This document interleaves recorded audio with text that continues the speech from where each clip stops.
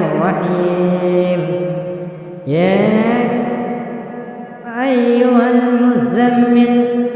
قم الليل إلا قليلا نصفه أو انقص منه قليلا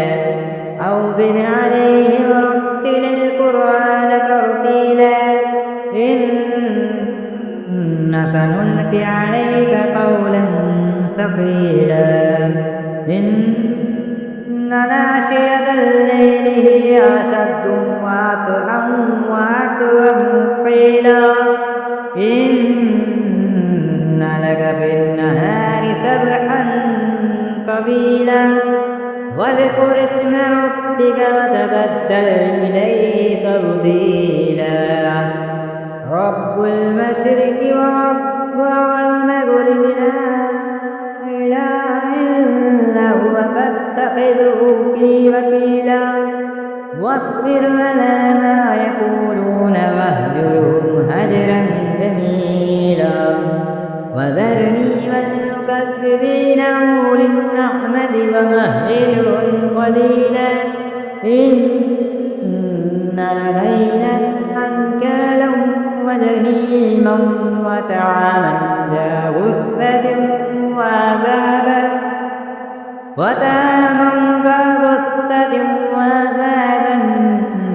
أليما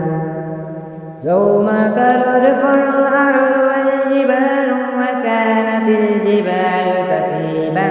مهيلا إنا أرسلنا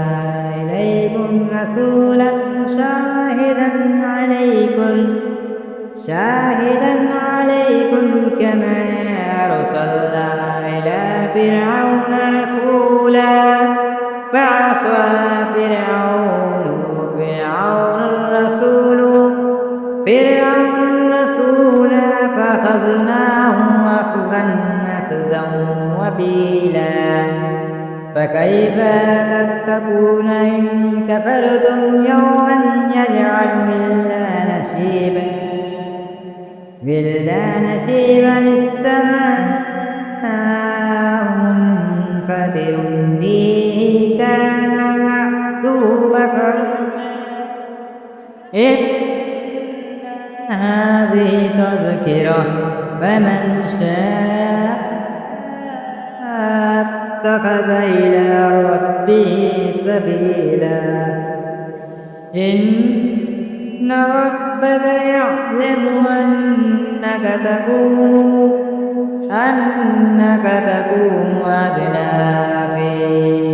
أدنى من ثلث الليل ونصفه وثلثه وطائفة من الذين معك والله يقدر الليل والنهار علم أن لن تحصوا فتاب عليكم فاقرؤوا ما تيسر من القرآن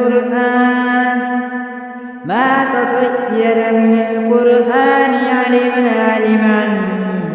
أن سيكون منكم مرضى وآخرون يضربون في الأرض يبتغون من فضل الله وآخرون يقاتلون في سبيل الله فاقرؤوا ما تيسر منه وأقيموا الصلاة وآتوا الزكاة وأقرضوا الله قرضا حسنا وما تقدموا لأنفسكم من خير تجدوه عند الله هو خيرا وأعظم أجرا واستغفروا الله إن الله غفور رحيم.